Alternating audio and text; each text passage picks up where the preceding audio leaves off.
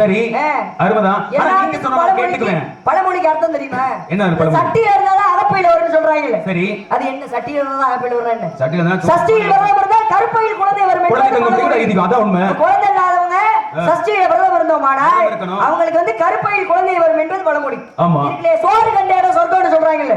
அந்த பழமொழி எதுக்காக சொல்றாங்க? ஐப்பசி மாதம் வரக்கூடிய பௌர்ணமி அன்று சிவபெருமானுக்கு வந்து அன்னாபிஷேகம் பண்ணுவாங்க.